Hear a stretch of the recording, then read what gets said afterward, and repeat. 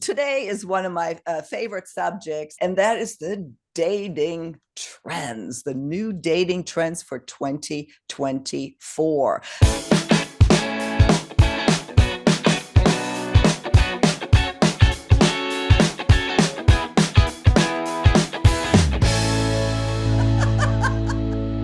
Thank you so much for joining us today on Second Act TV. Once again, I want to welcome back Joni Caldwell Lerner, the motivational coach, life coach, dating and relationship expert, and host of Wake Up with Joni. Thanks for being here again. Oh, thank you, Silko. And hello to everybody out there in TV land. TV land, that's funny. Today is one of my favorite subjects, and that is the dating trends, the new dating trends for 2024. Bumble has just released their version of, what we can expect in 24. And there's some, in my opinion, some pretty interesting stuff. And now, a little caveat is that, this particular study was 26,000 Bumble users. So, they're active users from all over the world is what they said. They didn't indicate age. So, I think some of this is definitely skewed young, but let's see, how this applies to our age group. So the very first one, this was interesting. Age is just a number. That now Bumble users have said that they're widening their age gap in both directions. What hit me right away when I read this was, well, does that mean that older men are more accepting of dating women their age or older? That's why I said this is more towards a younger demographic who have a lot more time left to live, to where they can go either way, versus where we are right now. It's a little bit limiting. Yet I do think that's worth mentioning. I don't know, maybe it does apply. Maybe there is acceptance now that older women like us aren't necessarily dead yet. Yeah. So look, the overarching truth for me is that age is just a number. Yeah. And if I think I'm old, because I was talking about earlier, groaning, getting out of the chair. If I think I'm old, then I'm old. Right. Period. Done. But if I think of, I'm a little creaky there, as opposed to life is over, then I'm okay. Age is literally just a number. Yeah. Well, it's a trend now. So let's see what happens here. This is interesting as well. Engagement in social causes. That research shows that women especially are less open to dating someone with differing political views, and that they expect men, and that's why I think this is younger too, to actually be actively involved in some sort of social cause or political cause. That's interesting. You're saying women are more especially. It says 1 in 3 women. It's for 1 in 3 women, it's a turnoff if someone isn't aware of current situations, and I think it was 1 in 4 or something, not engaged in causes. Yeah. So this is interesting because at this point in my life, I keep abreast of the major things that are going on, but I don't spend a lot of time on the news. I just don't. I don't need that in my life. It's ridiculous. The other thing is, at this stage in our lives, a lot of us have more time that aren't working like we're working. They have more time to do things. Like there's a service here in town, and they distribute food to the less fortunate. And when a guy tells me that he does that every month, he's boxing up food for people. I'm like, oh, that's really sexy. Yeah. What a kind thing to do. So, hey, it's a great way to meet people too, maybe. It is. And let me hear from you, our viewers. Again, always love the comments. What do you think about this? Here's another one that I definitely want to get input on. It's rebellion against self-improvement. That self-improvement has left such a majority of singles, 55% is what they say here, feeling pressured that they're not good enough somehow, that they're like just throwing it out the window. I wonder if this is also a reflection of younger people, with the self-improvement, rah, rah, rah, go. They don't realize how important this actually is. Yeah, right. So let's break it down. Let's define it. My business is self-improvement. Right. So I don't want to be put out of business, right? Maybe the self-improvement looks different than what they think it's supposed to look like. They're supposed to be perfect or thin, or I don't Mhm, look like this on a daily basis. I live on mhm. a mountain. So I do this for you, Silka. Oh, thank you.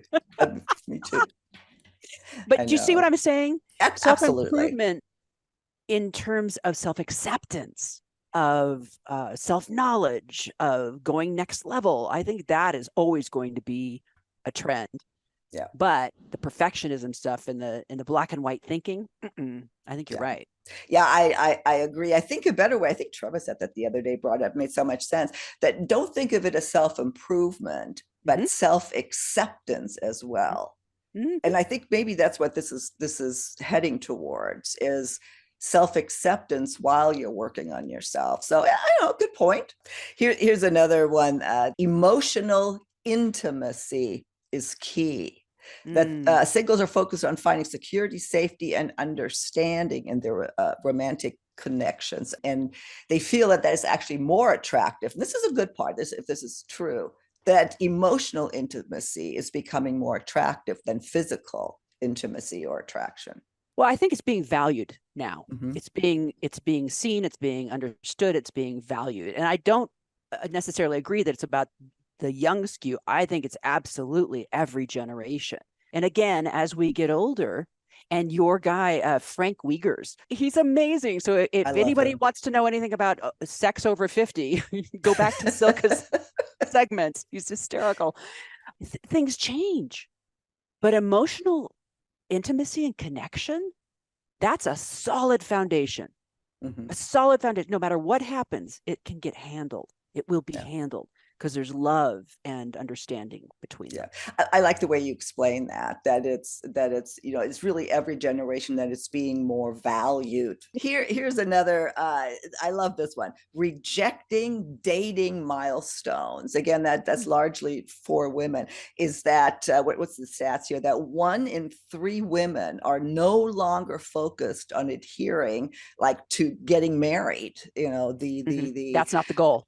no, that's no longer the goal. That the goal Yeah. is really finding a long-term relationship. So it's not wanting to spend your life with someone, but it's the marriage portion of it. Well, had a segment on that. Is marriage still the end result? And that is becoming, that's really, really rising in our consciousness. What do you think? Yeah. Well, I think it's a contract. I mean, marriage was begun a long, long, long, long, long, long, long, long, long time ago for many reasons. Making sure that the children were Mm-hmm. of their seed, and I mean, so on and so forth, the Right, financial part. And now women right. are financially more independent. So it's less important. Yeah. It's funny. They say that 1 in 8 women surveyed says that they actively avoid friends and family who put pressure on them to reach certain milestones. I totally get that. So again, an interesting observation, because even at this age, Mhm. there's a pressure that I see in the comments that women feel about getting married. So I'm interested in hearing what you all have to say about this. You'll love this. I think you brought this up earlier too. Here's another one: a shared love of sports. Mhm. I mean, that's such a great way to connect with a guy if you genuinely like sports, and not just participating in sports, but having, being fans. I guess you be fans of different teams. It's almost become a non-negotiable. I Interesting. mean, utilizing that word. Yeah. What do you think? Well, I don't know that it's a non-negotiable, but listen, men, shh, have your lady watch Netflix Quarterback. She'll fall in love with football. Now we're I watching football all the time. Oh my gosh, because now I Yes. understand the game and how Mm-hmm. how intelligent they are and how many moving pieces there are, Yes. and staying healthy and how much they get paid and their families, and it's really quite fascinating. And so I've Yeah. fallen in love with that. Now, I mentioned pickleball in yet another of our segments. John, not interested, not Mm-hmm. in the least interested. Won't even come watch me play. And that's okay because he has his interests, I have my interests, and then we have our interests, which makes life interesting. Yeah. Yeah. And Paul and I are exact opposite. We don't do vision boards, as we talked And the other one, that's funny. Well, I'll link to that segment. But we love watching sports together, and we do play pickleball together. So I absolutely get this. I think sports is a great way to connect. If it's genuine, you have to, you want to be genuine. Then quality over quantity, that more than half of singles are more open about their mental health with friends. That's one part of this, and just yeah, having quality date, quality people versus seeing how many people you can date. I think that also is skews younger. I'm not sure that quantity is important to us at this age. Well, if you got that problem, God bless you. Quantity at this in the age bracket, and you absolutely can, but it depends on what your values are, what your goals are. If you're just dating to date and having fun and doing all that stuff, that's okay too.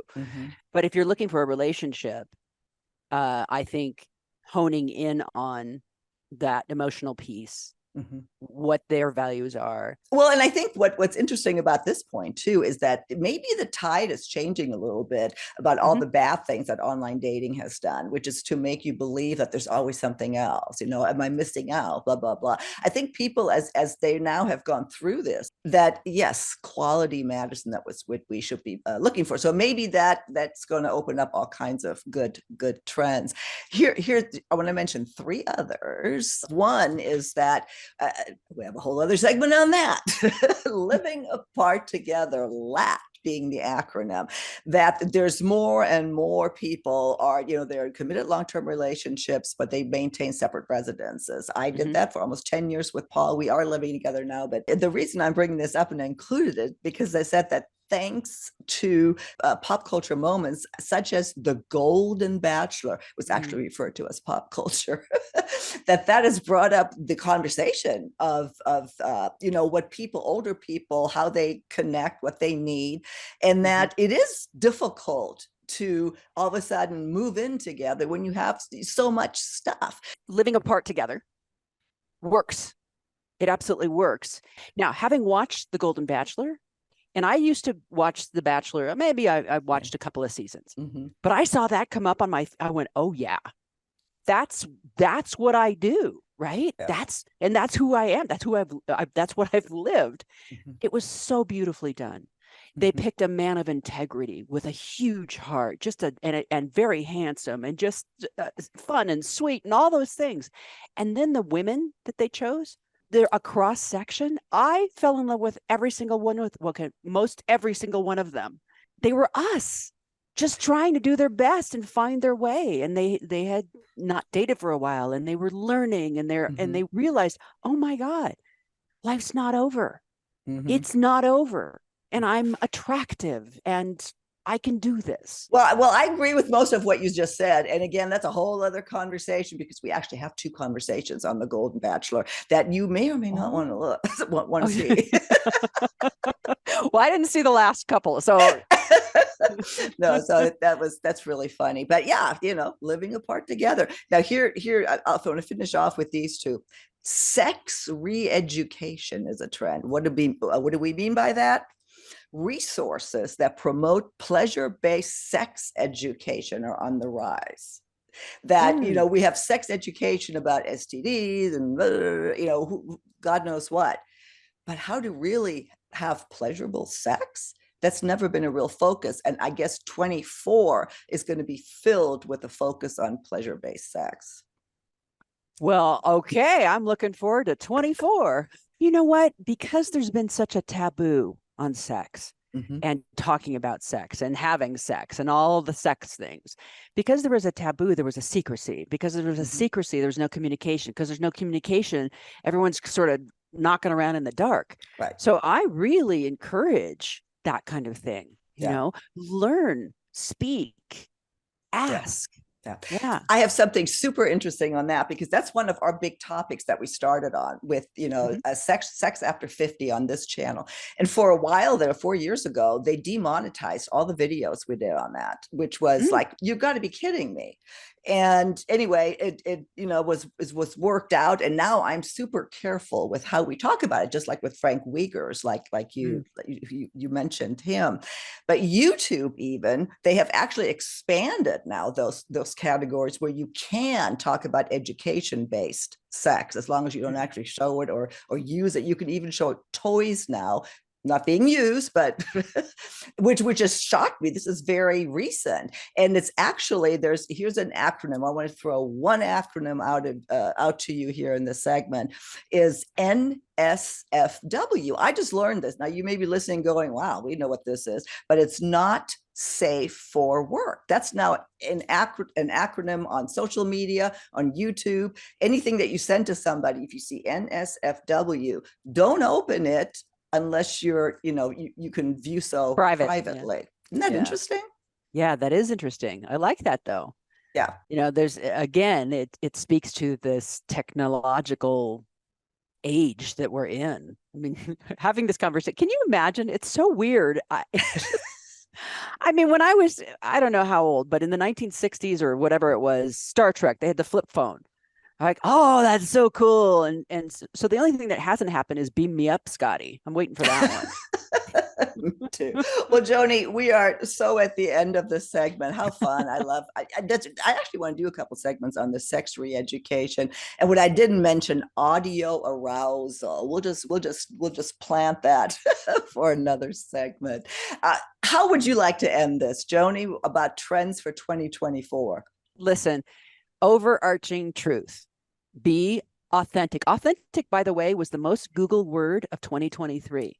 What does that mean, to be authentic? They're using it in corporate settings. They're using it in private settings. So be authentic. Be you. You don't have to be anybody else, because you're absolutely perfect exactly the way you are.